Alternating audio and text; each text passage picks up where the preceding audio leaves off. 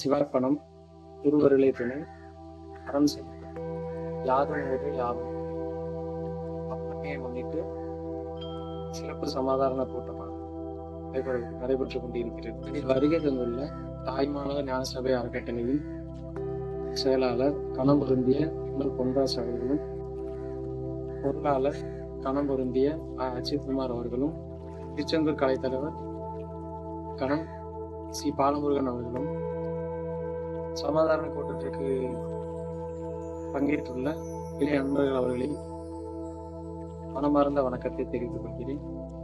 தாய்மானவர் சுவாமிகளின் பாடலின் தலைப்பில் இன்று நான் பேச வந்துள்ளேன். அன்புடையவர்களே, குருவின் அருளால் மனம் பண்படைகிறது. மனம் பண்படைவது என்பதென்றால் ஒவ்வொரு இக்கட்டான சூழ்நிலைகளிலும் மனம் பக்கமுடையவருக்கு தள்ளப்படும் பொழுது நாம் அந்த இக்கட்டான சூழ்நிலைகளில் கண்டு ஒதுங்கவோ ஓடவோ வேண்டாம். இதே நம்மற்றை ஒரு பக்கத்திற்கு அழைத்து செல்ல வந்துள்ளது என்பதை ஏற்றுக்கொண்டு அதன் வெளியிலே சென்றால் நம் வாழ்வானது சிறக்கும். இதற்கு குருவ அருளின் ஆசையானது முக்கியம். அந்த ஞான பாதையில் ஒளிவிளக்காக இருப்பவர் தாய்மானவர். அவர் அருளிய சில பாடல்களையே நான் பாட வந்துள்ளேன். அதன் விளக்குரையும் நான் கூற வந்துள்ளேன். எல்லோரும் இன்புற்ற இருக்க நினைப்பதுவே அல்லாமல் வேறொன்றும் அறியேன் பராபரமே. இந்த 4 வரிகளில் தாய்மான சுவாமிகள் அவரின் உள்ளார்ந்த உணர்வுகளை கூறுகிறார்.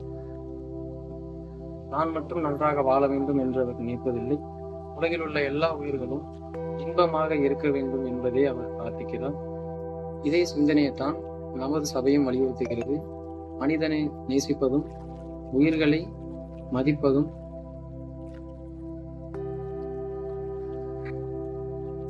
இதே சிந்தனையைத்தான் நமது சபையும் வலியுறுத்துகிறது. மனிதனை நேசிப்பதும் உயிர்களை மதிப்பதும் அனைவருக்காகவும் வாழ்வதே உண்மையான ஆன்மீகம். சும்மா இரு சொல்லற என்றாலுமே அம்மா பொருள் ஒன்றும் அறிந்திலேனே. சும்மா இரு என்பது செயலற்று இருப்பதை பற்றி அவர் கூறவில்லை. அலைபாயும் மனதை அமைதிப்படுத்தி உள்ளார்ந்த இளையவர்களை உணர்வதை அவர் உணர்த்துகிறார். பேச்சு குறைந்த இடத்தில் சிந்தனை வளரும், சிந்தனை தெளிந்த இடத்தில் ஞானம் வளரும். நம் பேச்சு குறைய வேண்டும் என்றால் நம் அன்றாட வாழ்வில் செய்யும் செயலையும் சொல்லும் சொல்லையும் கவனித்து வாழ வேண்டும். இப்படி வாழ்ந்தாலே நமது பேச்சானது குறையும். இதனால் ஏற்படும் மன கஷ்டங்களும் துன்பங்களுமானது குறையும். ஆசைக்கோர் அளவில்லை. இந்த ஒரு வரியிலேயே இதனின் உள்ளார்ந்த உண்மையை உணர்த்துகிறார் தாய்மான சுவாமி. ஒரு ஆசை நிறைவேறினால் இன்னொரு ஆசையை தேடுகிறோம், அது நிறைவேறினால் மற்றொன்றை தேடுகிறோம். ஆனால் ஆசை குறையும் இடத்தில்தான் மன அமைதி கிடைக்கிறது.